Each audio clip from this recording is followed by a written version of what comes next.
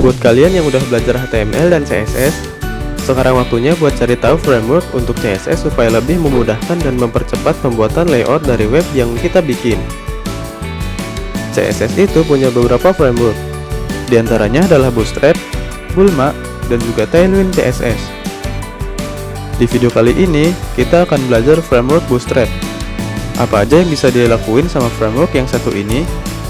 Tentunya banyak elemen yang disediain kayak navbar, sidebar, form, table, dan berbagai elemen HTML.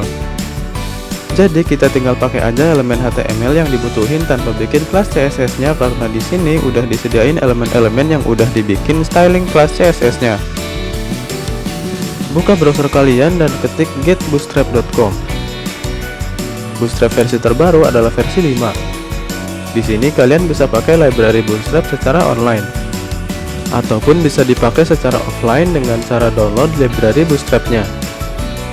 Untuk download, ada beberapa pilihan. Yang pertama ada compile CSS NJS yang berisi file CSS dan JavaScript yang udah siap digunain. Yang kedua ada source files yang mengharuskan untuk download SAAS, compiler, dan juga auto prefixernya. Kalau pemakaian secara online bisa dengan cara copy aja link yang di bawah ini dan paste ke coding halaman web kalian.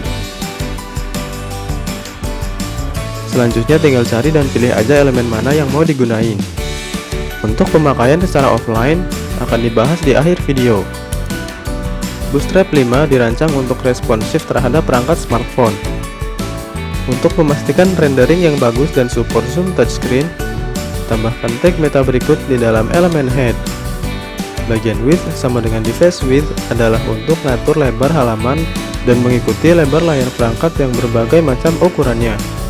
Bagian initial scale sama dengan 1 untuk setting tingkat zoom awal saat halaman pertama kali dibuka pada browser. Di video kali ini yang pertama kita bahas kelas container. Bootstrap memerlukan elemen untuk membungkus konten situs web. Kontainer digunain buat bikin konten di dalamnya. Kontainer memiliki dua kelas, yaitu container dan container fluid. Kelas container nyediain wadah dengan lebar responsif pada layar perangkat. Gunakan kelas container untuk membuat kontainer responsif dengan lebar tetap.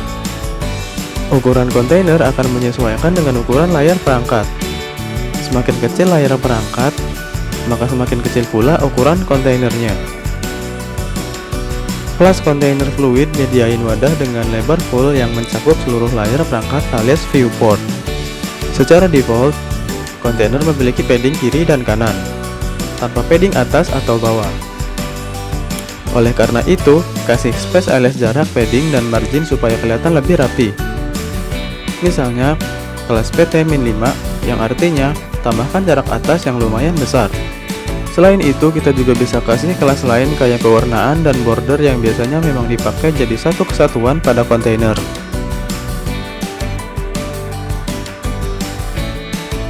Kedua, kita bahas grid. Sistem grid pada Bootstrap dibuat dengan flexbox dan memungkinkan buat ngebagi space sampai 12 kolom di halaman HTML. Kalian juga bisa gabungin kolom-kolomnya buat bikin kolom yang lebih lebar. Sistem grid ini bersifat responsif. Setiap kolom akan diatur ulang secara otomatis tergantung pada ukuran layarnya. Tapi pastiin jumlah maksimalnya adalah 12 kolom atau kurang. Grid pada Bootstrap 5 ada 6 jenis. Ada col SM, col MD, col LG, col XL, dan col double XL. Mari kita coba bikin aja langsung biar lebih jelas. Buat div dengan kelas container fluid, dan tambahin margin dengan cara kasih kelas P5. Lalu di dalam div ini bikin lagi elemen div dengan kelas row sebagai deklarasi bahwa kita akan membuat satu baris kelompok elemen. Lalu bikin elemen div dengan kelas call untuk membagi elemen row alias baris menjadi beberapa kolom. Kelas row ini harus ada kalau kalian mau bikin pembagian kolom dengan kelas call. Selanjutnya tinggal bikin kelas kolomnya. Yang ketiga adalah text colors alias pewarnaan pada teks. Bootstrap 5 memiliki beberapa jenis kelas kontekstual yang bisa dipakai buat ngasih warna. Warna ini juga punya arti tersendiri. Kelas untuk ngasih warna pada teks adalah berikut ini. Mari kita cobain beberapa kelas text colornya. Save, dan inilah hasilnya. Selain itu, ada juga pewarnaan untuk background. Kelas untuk kasih warna background adalah berikut ini. Warnanya sama aja kayak pada text color. Bedanya, ini bakalan ngasih warna pada background, bukan pada teks. Itulah pengenalan dan cara pemakaian Bootstrap secara online. Untuk pemakaian Bootstrap secara offline, bisa dengan cara download dulu Bootstrap-nya di sini. Maka kita akan punya file Bootstrap yang berupa zip file. Kemudian ekstrak filenya ke direktori tempat file HTML kalian. Supaya bisa pakai library Bootstrap-nya, panggil file bootstrap.css yang ada di dalam folder CSS.